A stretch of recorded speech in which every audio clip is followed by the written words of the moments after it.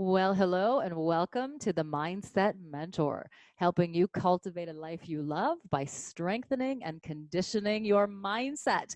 Are you ready for today's workout? Well, today we're going to talk about self-alchemy, transforming from the inside out. You're going to absolutely love this hour, so make sure you tune in. My special guest joining me today is Nicole Frolick, and she is an intuitive coach. She's also an author. She's written a wonderful book called Inflexible Me. There's a great subtitle. I'll let her share that with you as we delve into the hour. She's also written several programs, Alchemy. Really cool. Again, of course, so in line, of course, with today's topic, really helping to transform and, get to your highest self, you reach your full potential. We always want to certainly achieve that. She's also created a series called Raw and Real. And in this hour, we are going to get raw and real. Nicole is going to share some really personal experiences in her journey of transformation, and also recently discovering a past childhood trauma that she's going to share with you. And I think it's really helpful to, hear others' stories and how they're able to navigate past challenges, because of course we all face challenges and we certainly can learn a lot from each other. So I'm so excited to welcome Nicole Frolick to the show. It's such a pleasure having you here, Nicole. Oh, it's so good to be here, Tania. Thanks so much for having me. Well, listen, I know that you have been on this incredible sort of spiritual journey, a quest of your own transformation. So I'd love to delve into your experience and sort of what got you started on that search for, something, which led you down a spiritual path. I know that you have said that you have come out of the spiritual closet, so to speak, and now have really transformed your life in so many ways and in all areas of your life. So let's begin with your journey and what that looks like for you. Sure. Yeah. I think for me, it actually started at a pretty young age. I remember when I was 16, I did an exchange program in Switzerland for 3 months. And so I traveled by myself at the age of 16 across the pond, so to speak, and lived in the French-speaking part of Switzerland with a family.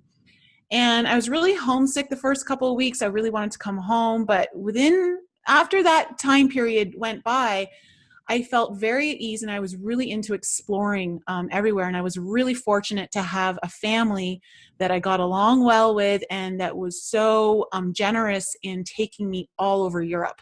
So at the age of 16, I was able to explore so much. And I remember going into a lot of the different churches. And growing up Catholic, I actually wasn't really big into religion. I had a kind of resistance to religion growing up, but I'd always been really into spirit.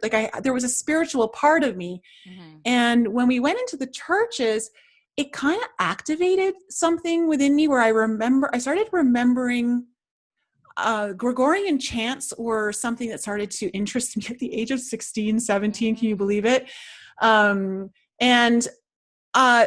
was, I think, an activator for me, because when I came home to Toronto, I went to, HMV when we used to have the video, the CD store. And I went, and instead of listening to the pop culture section, I was like, where are the Gregorian chants?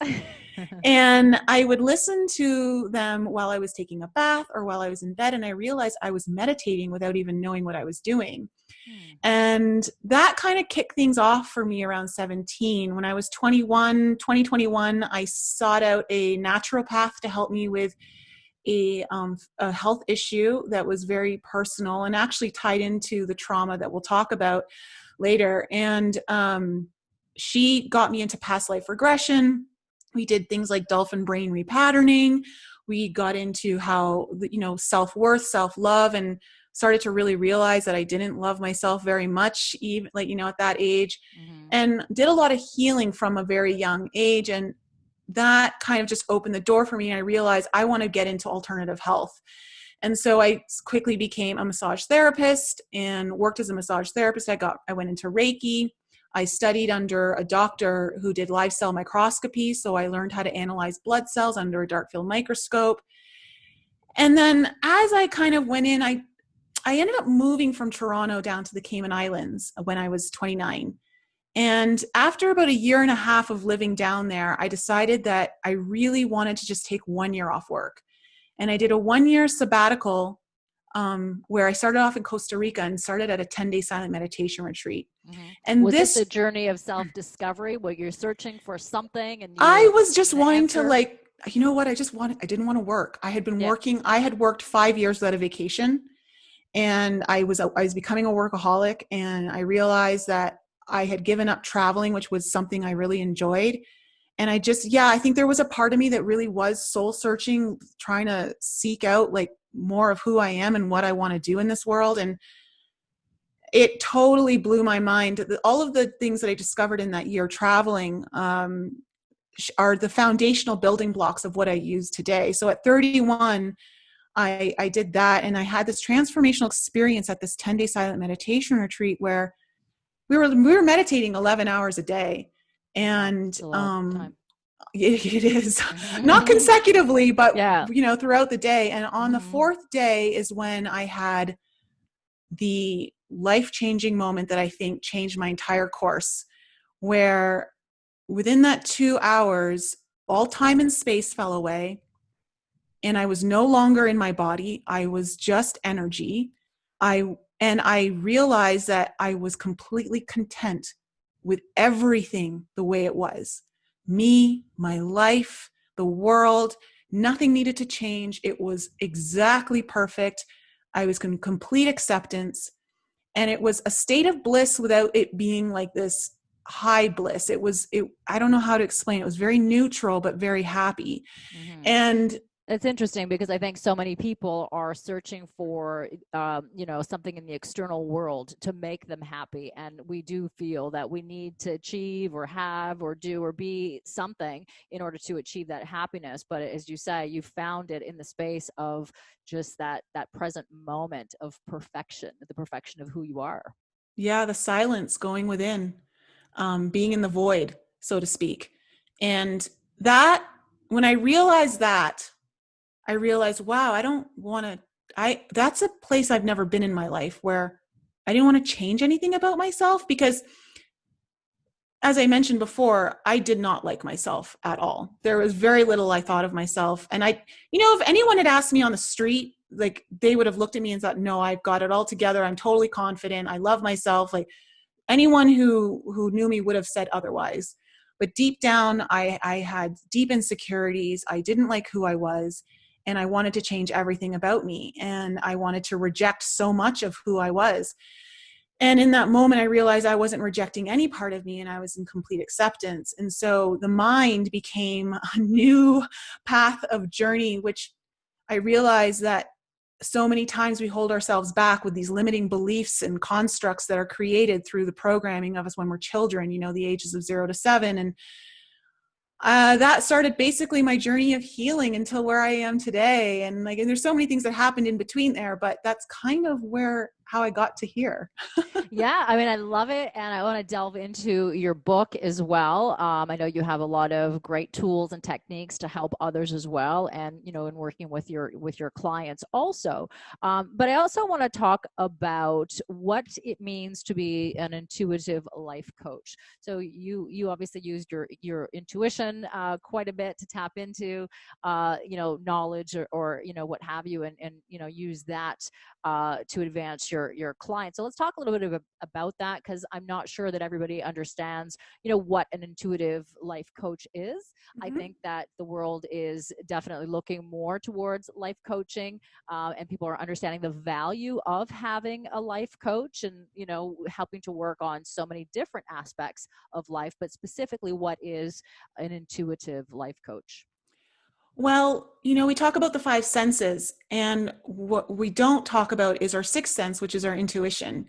And it's an inherent gift that we all have, but we're constantly shut down through believing that it doesn't exist, or that it's just some sort of, I don't know, some people may call it magic, sorcery, witchcraft. A lot of people have different interpretations of it.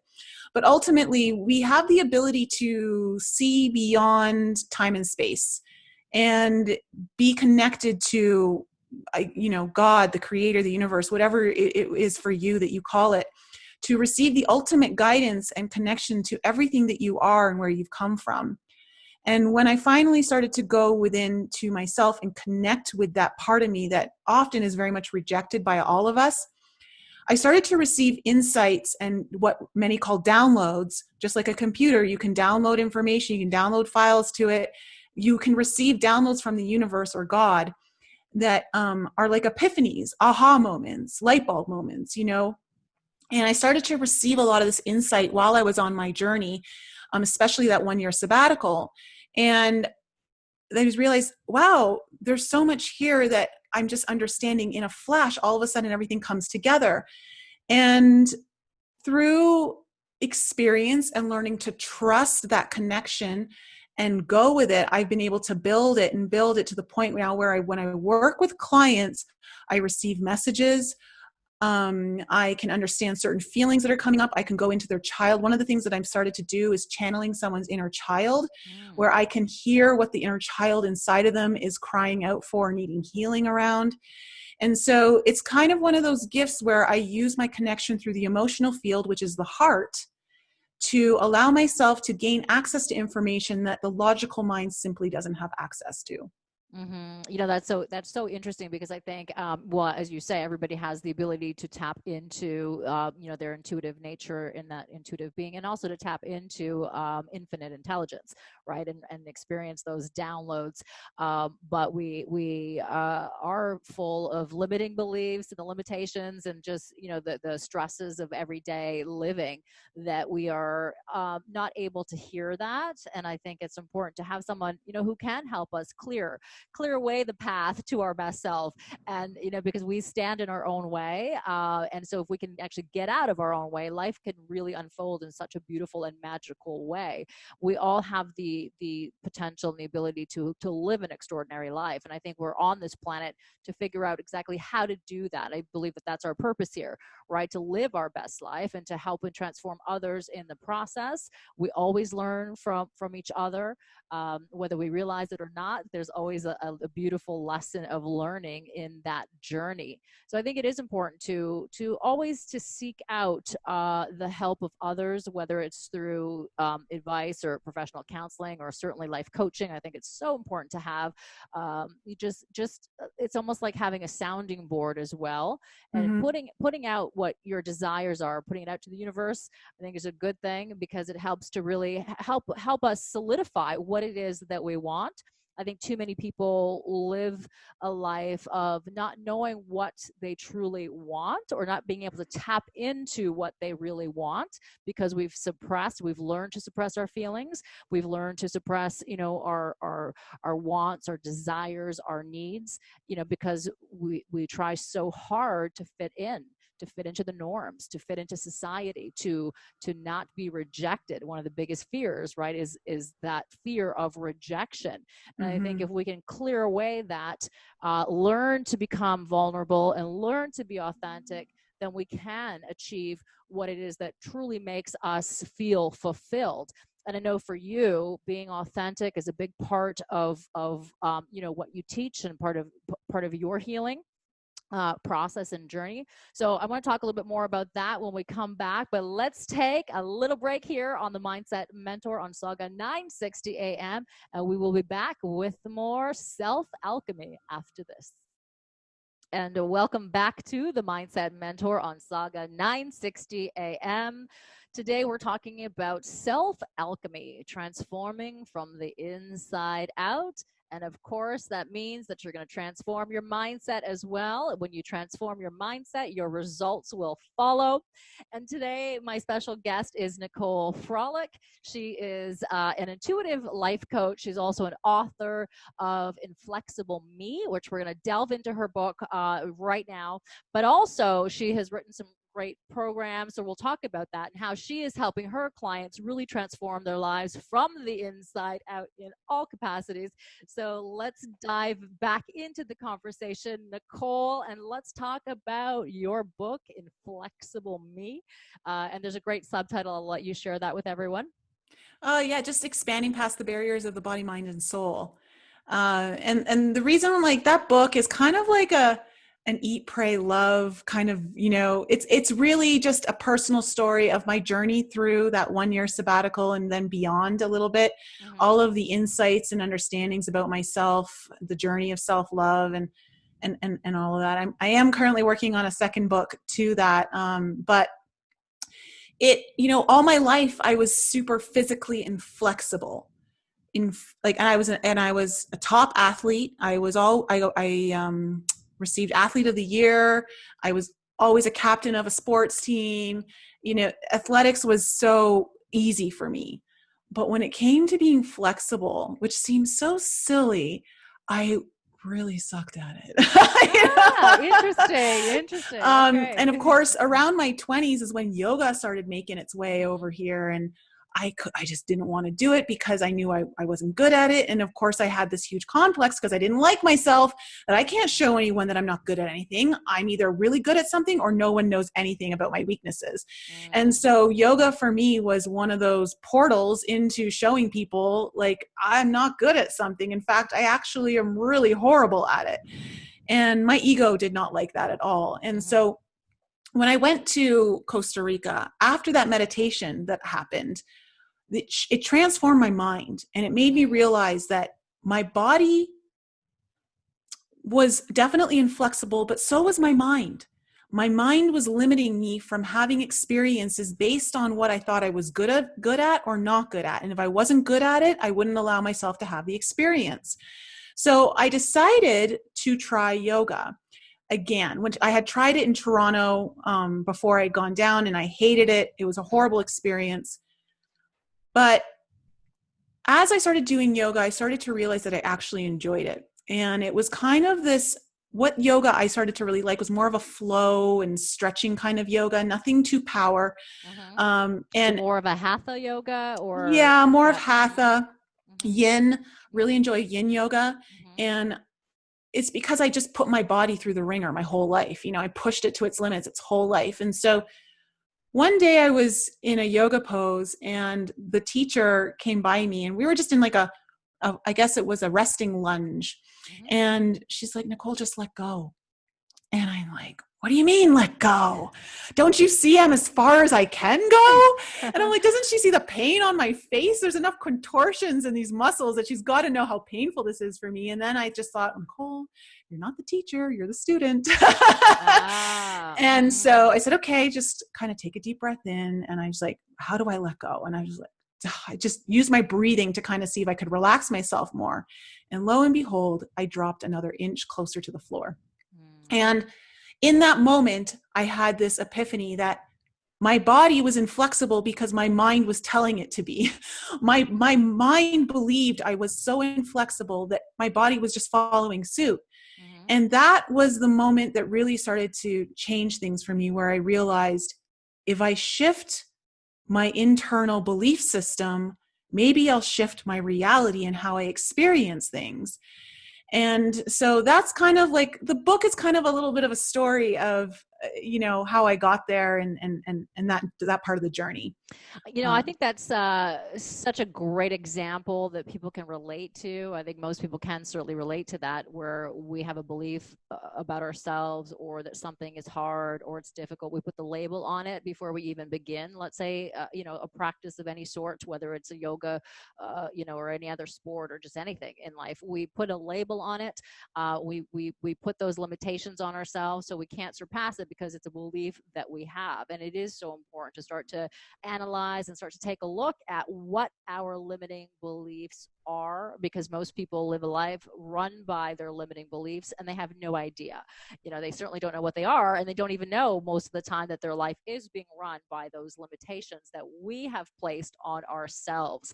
With the yoga, I think that's so interesting.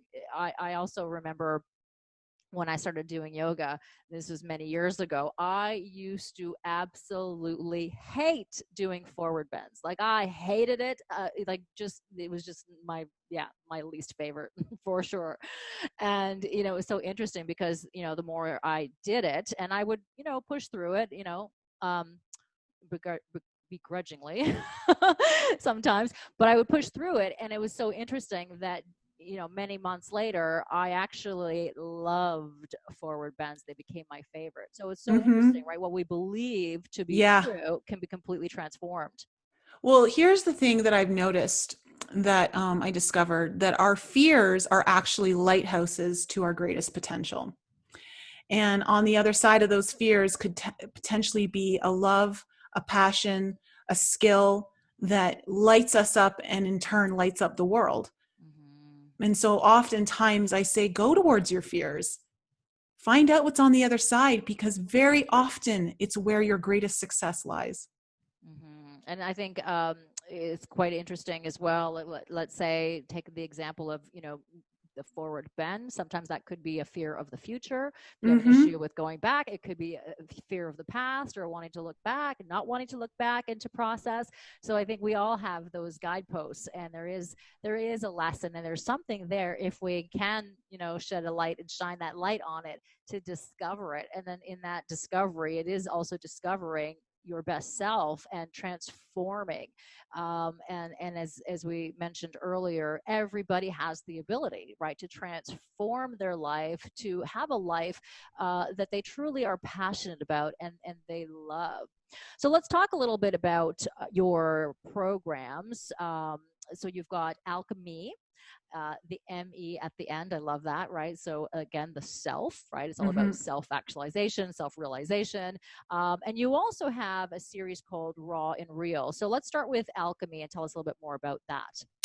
Alchemy is just one of my monthly subscription programs that I've designed for people who want to have a support system that allows them to learn about the self-transformative process in a group setting that is amongst like-minded people. They're willing to kind of look at their shadows. They're willing to discover some of the things that not everyone's is accepting to talk about, uh, especially when you're on the spiritual journey, like when it comes to energy and understanding some of our intuitive gifts. And so I help people understand how to awaken that and also go through the shadow work and the healing. I use a little bit of astrology in that alchemy course to show how we're so connected to the star alignments and how these alignments are influencing certain aspects of our lives. Again, the shadow work, the healing, the potentials, the opportunities, what's coming up for us, and kind of break it down to the microcosm from the macrocosm. And what I do is I create guided meditation. So I release a new guided meditation each month.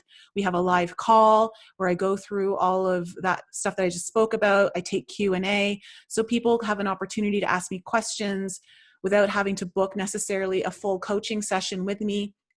I have I also do tarot reading, and so I have a timeless reading in there as well that a lot of the people in the group really enjoy, just to kind of give some insight into what's kind of happening on an emotional level, what's kind of coming up, what we can expect, what's, like those kind of hurdles that might be coming up over the month.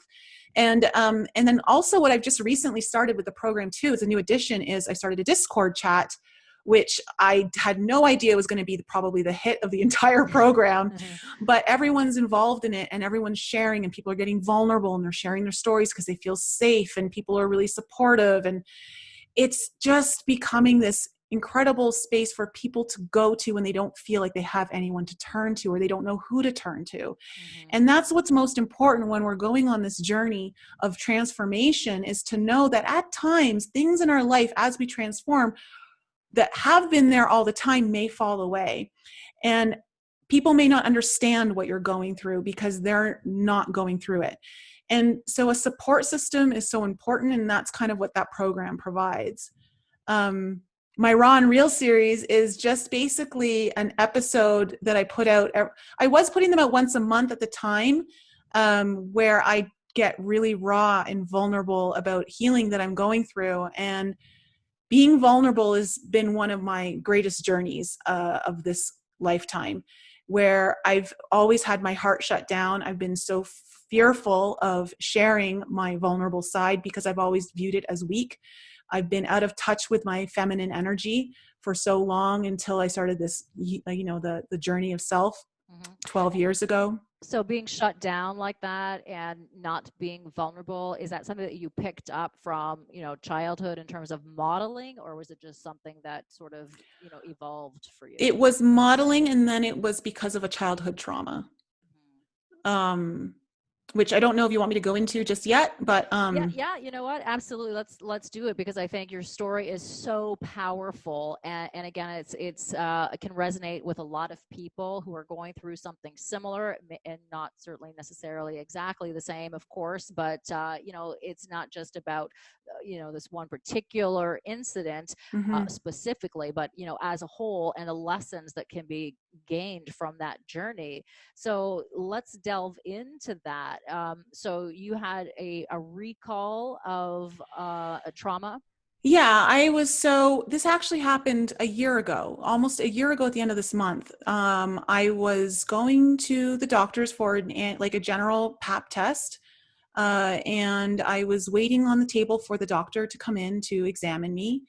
And, for any of the men who are in the audience, we women, we have to sit in this chair and we're half naked, waist down. And um, as I'm sitting there, and then, obviously I'm in my 40s, I've had plenty of these examinations. So it was interesting, my response this time. I'm sitting there, and all of a sudden I started to get really scared, Hmm. and I started to feel very alone. And I felt this deep, oh gosh, yearning from within me of wanting my mom or wanting one of my parents with me. Like, why am I alone? I don't want to be alone. I'm scared. I'm scared. And at the same time, while this is happening, there's the part of me that's here that's aware of, like, what is going on? Where is this coming from? And I just started crying. I burst into tears, and I'm like, I don't want to be alone. I don't feel safe. Like what it like, and at the same time, I'm fighting it because I'm like, Nicole, the doctor's going to be here in a second. Get it together. She does not need to see you crying on the table. And so she comes in and the examination. And anyway, after that, I started talking to a friend, and I said, something's trying to come to the surface. Emotionally, the emotions are there. I don't know exactly what it is, but I know something has happened to me in the past. Oh, I should say that while I was on the table, I felt like I was about 6 years old. I said, why do I Okay. feel like I'm 6? Why do I feel like I'm 6 right now? So you had an intuitive knowing that it was connected to a past experience. Yeah, exactly. I knew this was something from my childhood.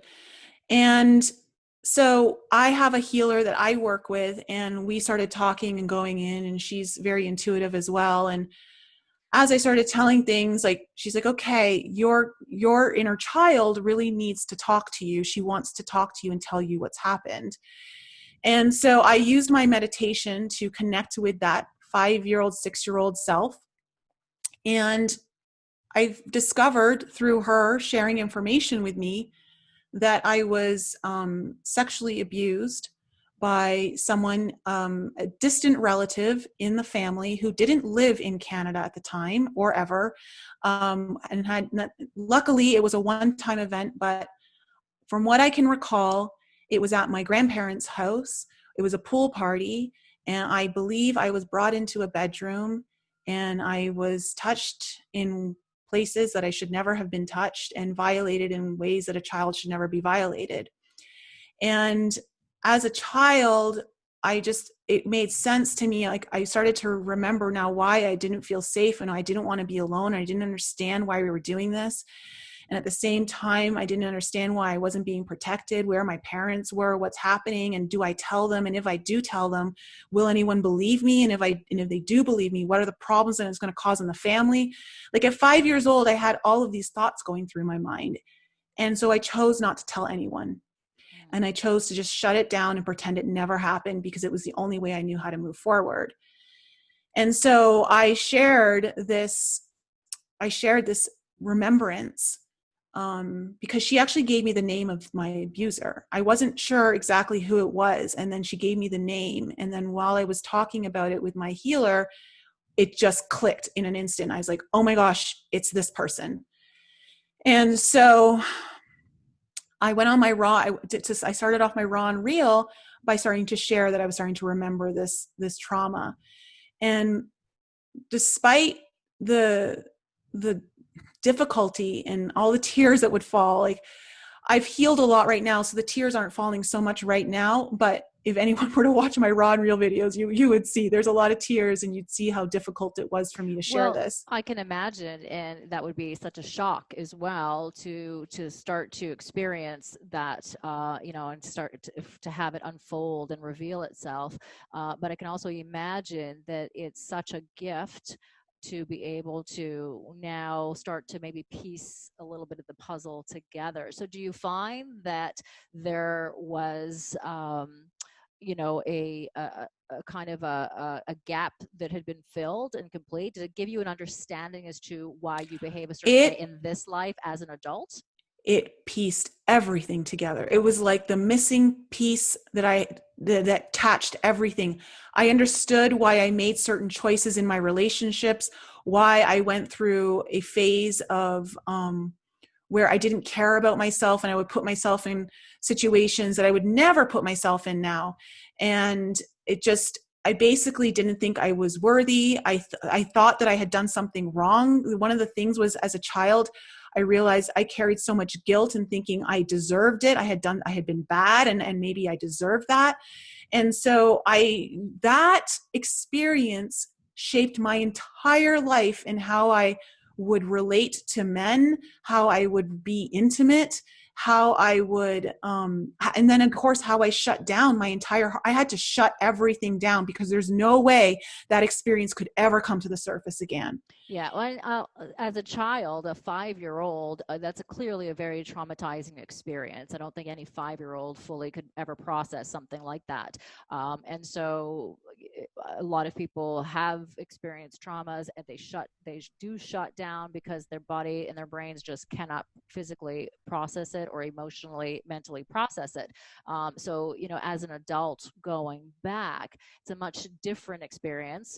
Although you're going back to that, you can look at it from an adult and a 5-year-old, right, and have a little bit more of a well, a greater understanding, not a little bit more, a huge greater understanding of what that situation represented. And so I think it's really so beautiful that you are vulnerable enough to share that experience with all the listeners, certainly here on Sauga 960, but also with your followers. It's so important to be able to express ourselves, because we do spend so much of our lives suppressing emotions, and it gets trapped in the body through physical discomfort, disease, and certainly chronic illness as well.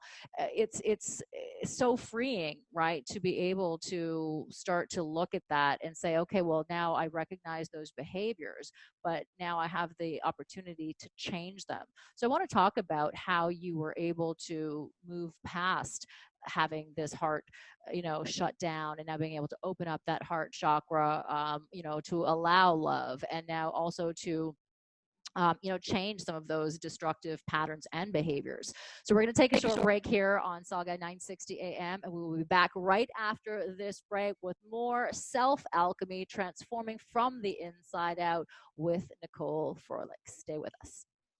And welcome back to the Mindset Mentor on Sauga 960 AM. I'm Tania Kolar.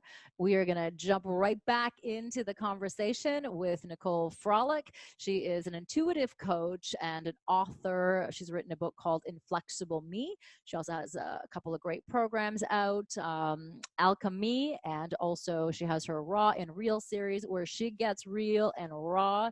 And just before we took a break, she was getting real and raw right here on the Mindset Mentor, and talking about an experience that she recalled as an adult not long ago, that took her back to the past, and she had a memory of childhood abuse. So we're going to continue the conversation, Nicole, and again, thank you so much for your strength in being vulnerable to share your story, because I do believe that vulnerability is a great strength. People view, vulnerability as a weakness, but in fact, it takes a lot of courage. So I commend you on your bravery, your courage, and in your commitment to help other people through your experience as well. So again, thanks so much for being here. And I want to talk to you about how did you reconcile, that experience today in your life, and how do you feel about your abuser? Did you confront him? Did you have an opportunity to have a conversation with them, or tell this person how you felt? What was the connection there, or was there any connection? No, he passed away in the 90s. He was quite an older man. He was the brother of one of my grandparents. And so, but I did confront him. When I first started finding out about this and understanding, I was so angry. I was just so angry. And I'm like, how could you do this to me? And like, how could you take my innocence away? You stole that from me at the age of 5. I can never have that back. And just a lot of anger. And when it took me about 6 weeks before I understood who it was, from the time I started to get into this. Mm-hmm. From the moment that I understood who it was, I started to gain weight. And it just, no matter what I ate, if I was eating healthy, whatever, I started to, and within a month I had put on like 6 pounds. And I'm usually pretty stable with my weight. And I'm like, what is going on? Like, why is this happening? And, for the month, I had been feeling pulled to read this document that my grandfather had created, which was basically his life story and my Nana's life story. And I had read it once many, many years ago in my 20s when he gave it to me. And in that, I kept getting messages, you need to read that document again. It's your path to healing. And so finally, I pulled it out one night. And interestingly enough, I had actually weighed myself before I had done this, so I kind of knew where I was at. And I start reading this document, and my Nana and her brothers went through the most horrific childhood. They lived in Burma in Asia near Thailand. And that was when the Japanese were invading. And when the Japanese were bombing and invading, they had to escape. And the airports were bombed, so they had to go and do the trek through the jungle and the mountains to get to India. And during that time frame, my abuser was 12 years old, and they lost their parents on the trek from dysentery and ailments. From what I could read in the document, there was rape. There was a whole bunch of things that happened to people on this trek that were trying to just escape and get to some sort of safe haven in India. And on this trek, I just was, as I'm reading this document, bawling my eyes out, like bawling, and just horrific tears and tears. experience. I'm realizing this man went through so much trauma as a child. And then because he lost his parents and had to leave the bodies behind while they continued forward. And this was a 7-month trek, okay? This wasn't like a week or two. When they finally got to India, he had to be put into a boarding school because my Nana and her older brother were 16 and 18 and had to work and couldn't take care of him and his younger brother. So I knew in that moment, I got a flash and realized he was sexually abused at the boarding school. Mm-hmm. And I knew in that moment that he would have never done to me what he did if it hadn't been done to him.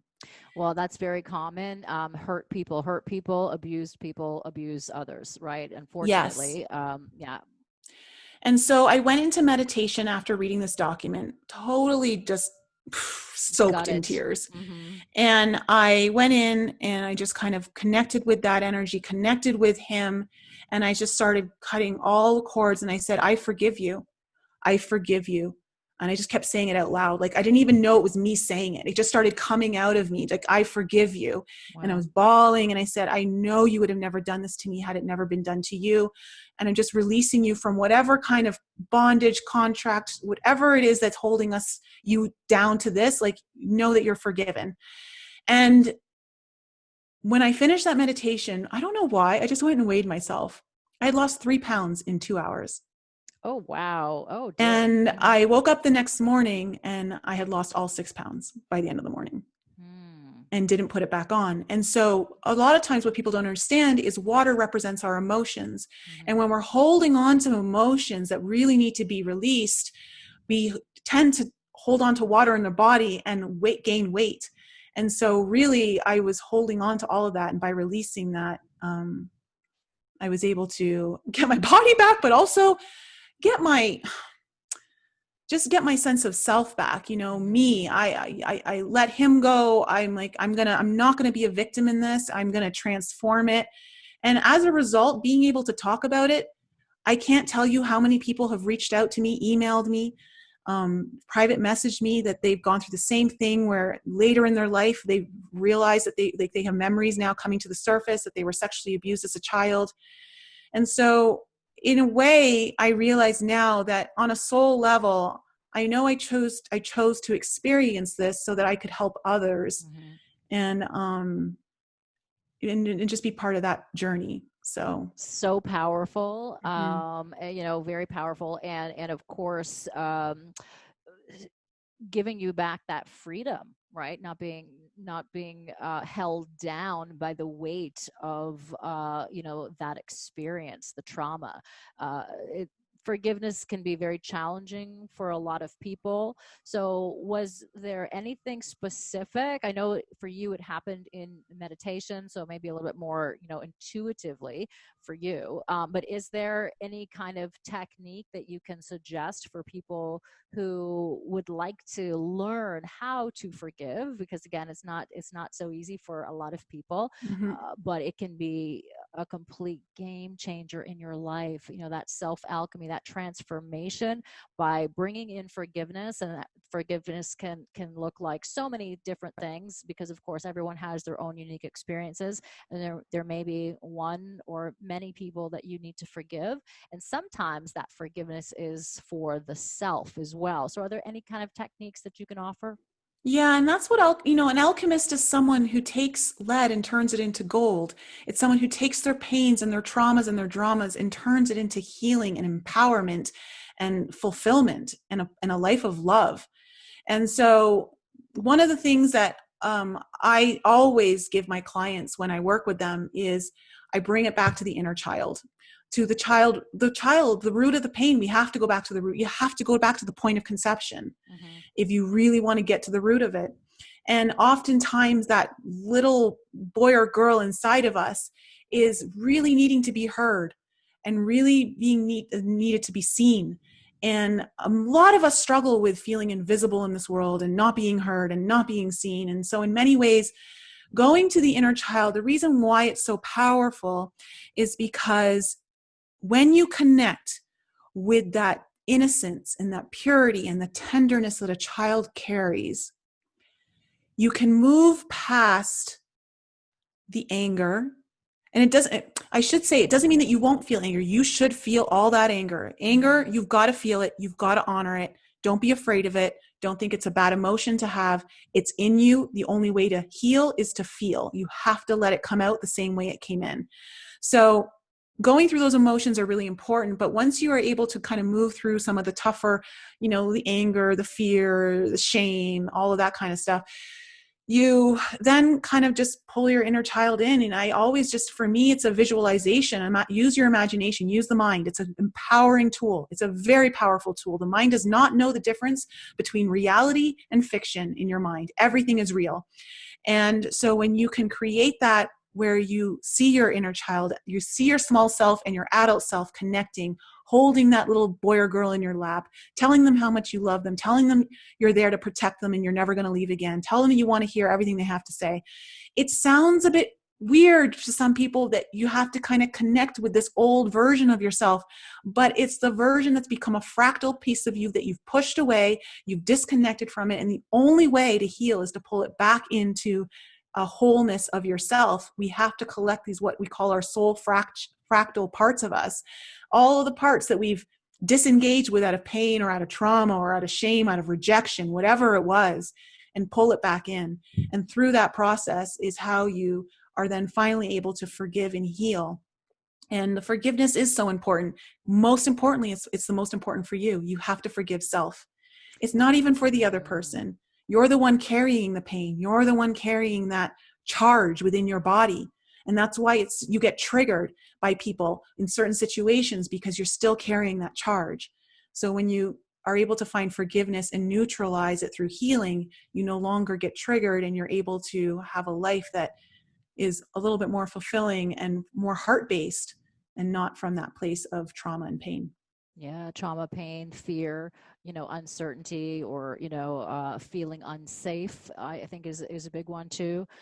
With the inner child, so important that we have that safety and love, right? So a lot of people do live a life feeling that they're unlovable or they're not enough. And again, it's so important to try to get back to the root of what's causing some of the blocks and the limitations and the negative patterns that we have adopted throughout our journeys, and really to foster that sense of forgiveness. And I love that you said that it's not about the other person; it is for yourself, because I think that's where a lot of people have a barrier to forgive, because they believe in forgiving that one person or the experience, the event, is that it's making it okay. It's making that person, right, in their action, which is actually not true. It's simply forgiving for yourself to release that the tension in the body and in the mind, and allowing yourself to become the best version that you can be without those blocks and the barriers that, sometimes hold on very tightly. So unfortunately, we are out of time. So I want to say a big, giant thank you so much, Nicole, for being here on the Mindset Mentor, for sharing your experience, and for bringing us into your world, and such a personal story.